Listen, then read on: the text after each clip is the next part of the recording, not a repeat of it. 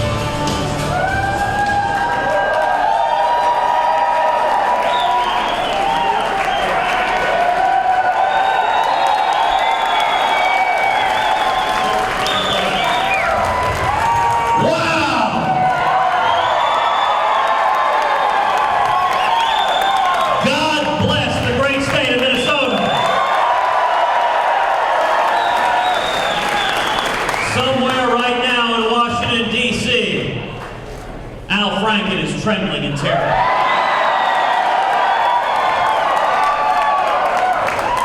I spent much of last week in Washington, D.C., and it is great to be back in America.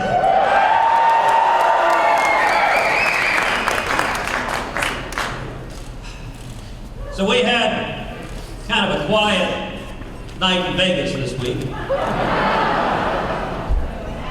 How fantastic is it that we have such an array of young, talented, dynamic candidates running for president as Republicans.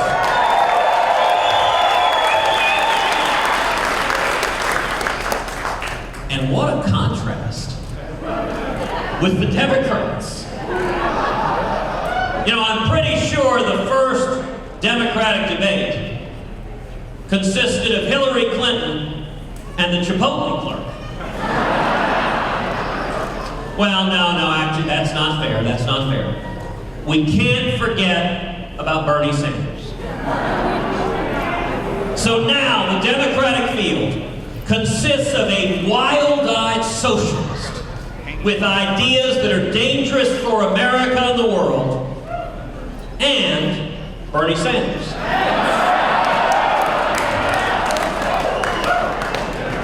And you know, you notice, it seems like the last debate, I think they had it at 2 in the morning on Saturday in Alaska on PBS. You know, it's almost like they don't have anyone watch their candidates for president, which you can kind of understand why. But there is good news. They announced the next Democratic debate. It's going to be held in Leavenworth. They wanted to make it easy for Hillary to attend.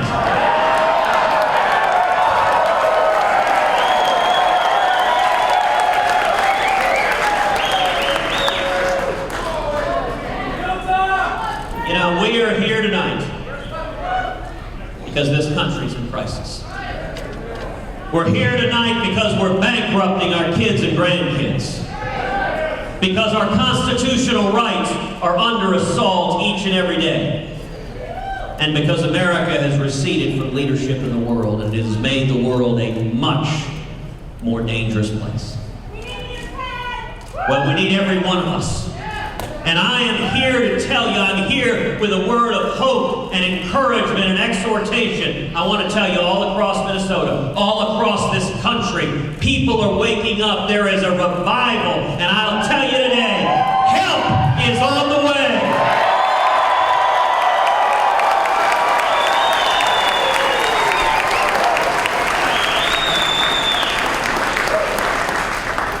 So I want to ask everyone here to look forward. Look forward to January 2017.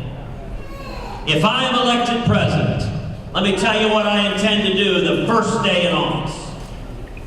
The first thing I intend to do is rescind every single illegal and unconstitutional executive action taken by this president.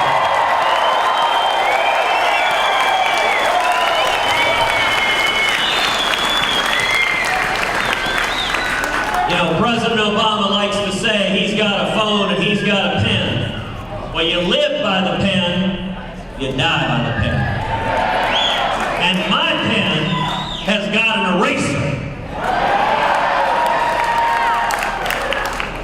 But sadly, the corruption has not been limited just to the White House. It is extended across every agency of the federal government.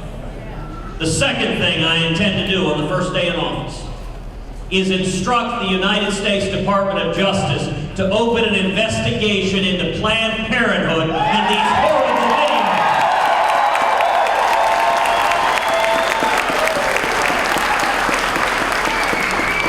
The administration of justice should be blind to party or ideology. The only fidelity at the Department of Justice should be to the laws and the Constitution of the United States.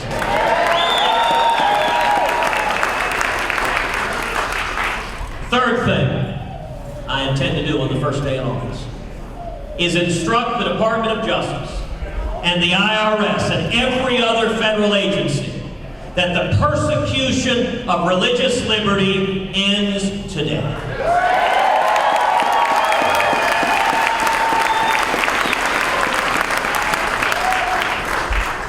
means that every serviceman and woman has the right to seek out and worship God Almighty with all of our hearts, minds, and souls, and their superior officer has nothing to say about it.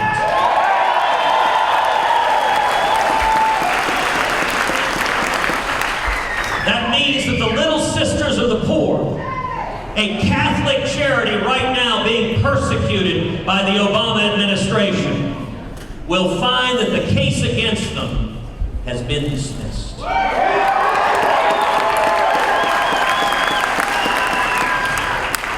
Fourth thing I intend to do on the first day in office is rip to shreds this catastrophic Iranian nuclear deal.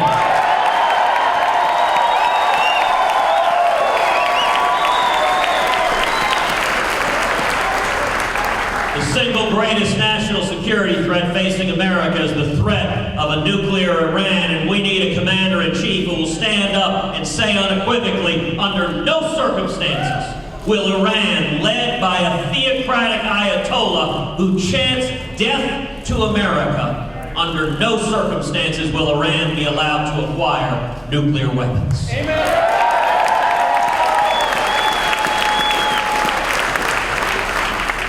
And the fifth thing I intend to do on the first day in office is begin the process of moving the American embassy in Israel to Jerusalem, the once and eternal capital of Israel.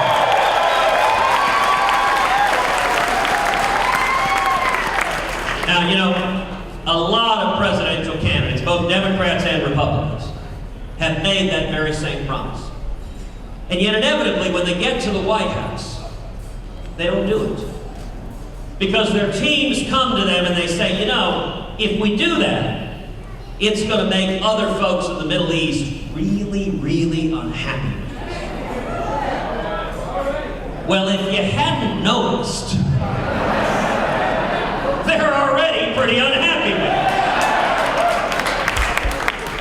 And the single biggest difference between me and the other very, very fine men and women standing on that debate stage is that with me, when I tell you I'm going to do something, I'm going to do exactly what I say.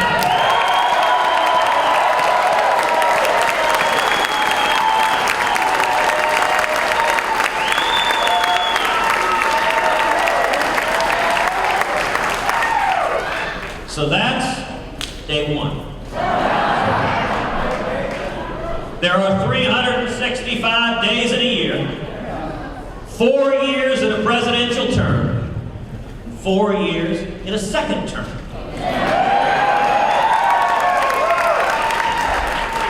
By the end of 8 years, there are going to be a whole lot of newspaper reporters and editors and journalists who have checked themselves into therapy.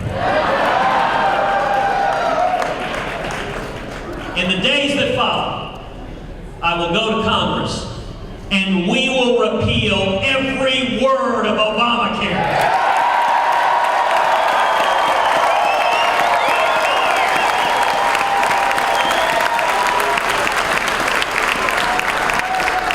We'll pass common sense health care reform that makes health insurance personal and portable and affordable and keeps government from getting in between us and our doctors.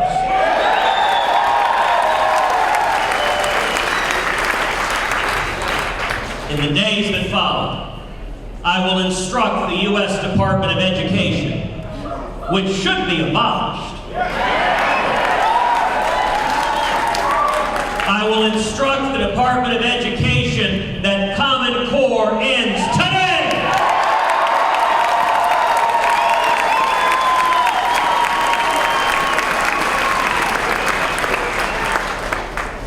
In the days that follow, we will finally secure the borders and end sanctuary cities. There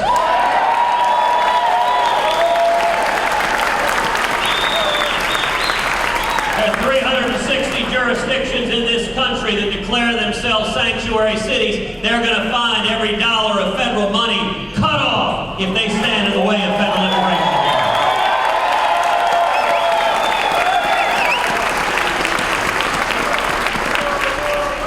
We will deport criminal illegal aliens. We will pass case law and and we will end welfare benefits for those here illegally.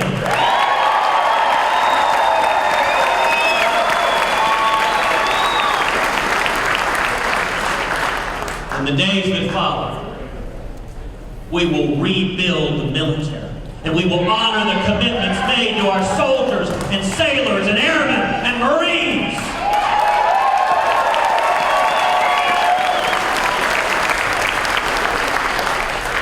And that includes protecting the constitutional right to keep and bear arms of every serviceman and woman.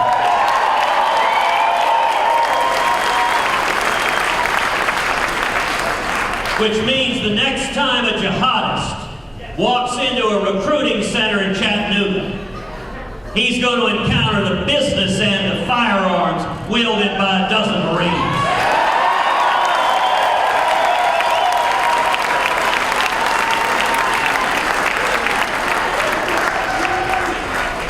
In the days that follow, we will have a commander-in-chief who stands up and makes clear on the world stage, we will defeat radical Islamic terrorism.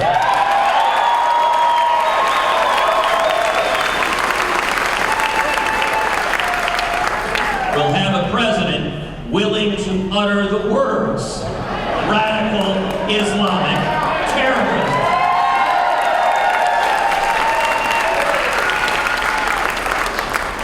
Mark my words, we are not going to weaken, we are not going to degrade ISIS. We are going to utterly destroy ISIS.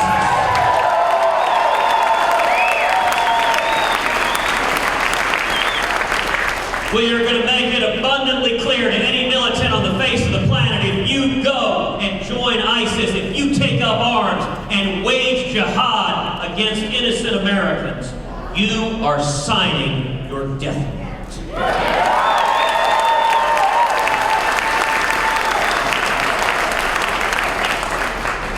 In the days that follow, we will take on the EPA. And the CFPB, and the alphabet soup of federal agencies that descend like locusts destroying small businesses and jobs all across this country.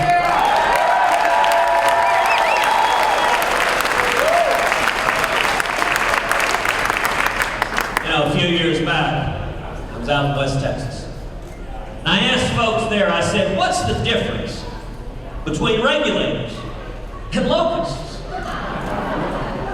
I said, well, the thing is, you can't use pesticide on the regulators. This old West Texas farmer, he leaned back, said, want to bet?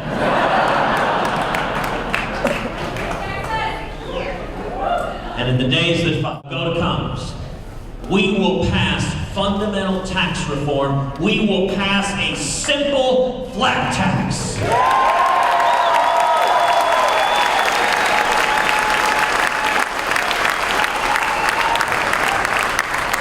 So that every American can fill out your taxes on a postcard. And when we do that, we should abolish the IRS.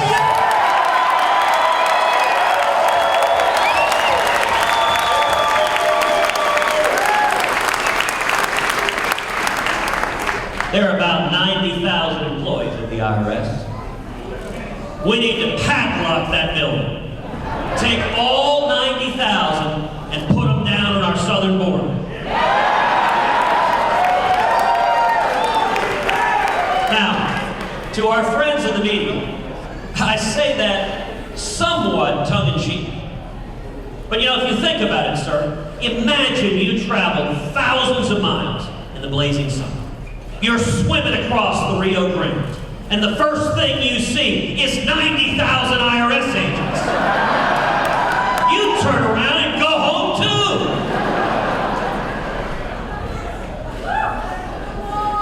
Now some of y'all may be thinking, all of this makes sense to me. It's basic common sense. Live within your means. Don't bankrupt our kids and grandkids. Follow the Constitution. But can it be done? Can we do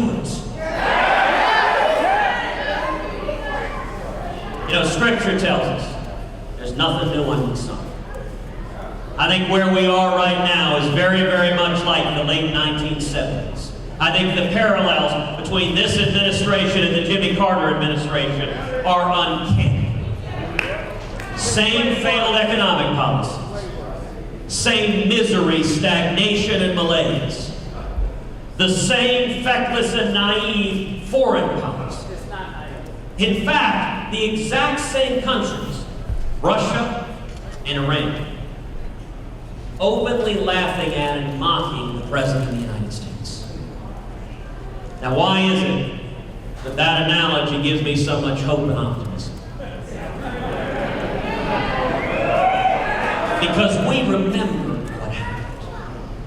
All across this country, millions of men and women rose up and became the Reagan Revolution.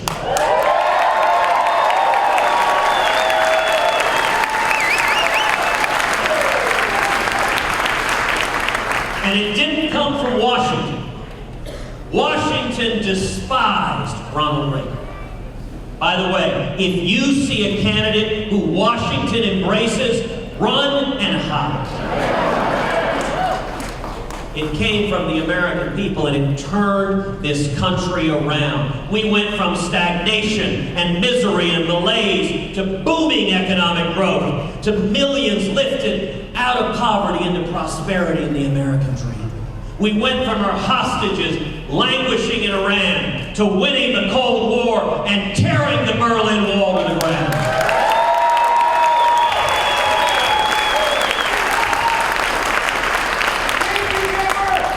Why am I so optimistic? Because the same thing is happening again. All across Minnesota, all across this country, people are waking up. You know, when we launched this campaign on March 23rd, the New York Times promptly opined, Cruz cannot win because the Washington elites despise him.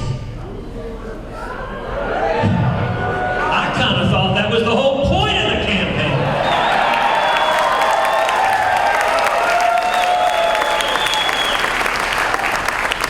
Listen, if you think things in Washington are going great, then we need to keep headed in the same basic direction, just kind of fiddle around the edges, then I ain't your guy.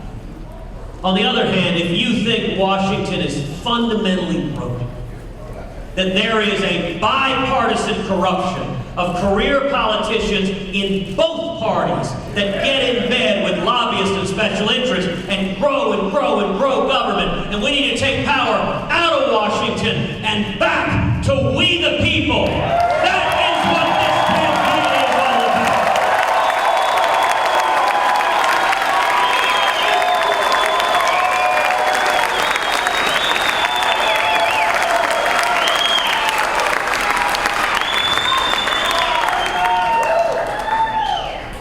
And I want to close with this. For all of us here, freedom is not some abstract concept that we read about in school. Freedom is real. It's personal. It's our families. It's our lives. You know, for me, I think about my dad. My dad was born and raised in Cuba. And as a kid, as a teenager, he fought the Cuban Revolution. He was thrown in prison and tortured by Batista's army. When my dad was 17, he was lying in a Cuban jail cell. His nose was broken, his teeth were shattered. He was covered in mud and blood and grime. And he remembers thinking, I don't have any kids. Nobody depends on me. It doesn't matter if I live or I die. But thankfully, God had different plans for my father.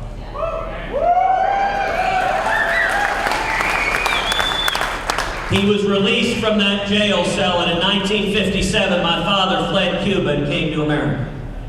He was 18 years old, and he couldn't speak a word of English. He had nothing. He had $100 that was sewn into his underwear. He got a job washing dishes, making 50 cents an hour. And he worked 7 days a week. He paid his way through school. He and my mom went on to start a small business together. I grew up in Texas as the son of two small business owners, seeing the struggles, the highs and lows trying to make it as small business owners in America. Today, my father is a pastor. He travels the country preaching the gospel.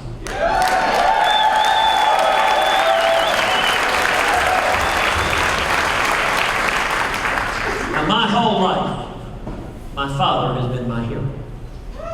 But you know what I find most incredible about his story? How commonplace it is. Every single one of us in this room, we have a story just like that in our background. Some of us, it's us. Others, it's our parents. Others, it's our great-great-great-grandparents. But what ties Americans together, each and every one of us, is we are the children of those who risk everything for freedom.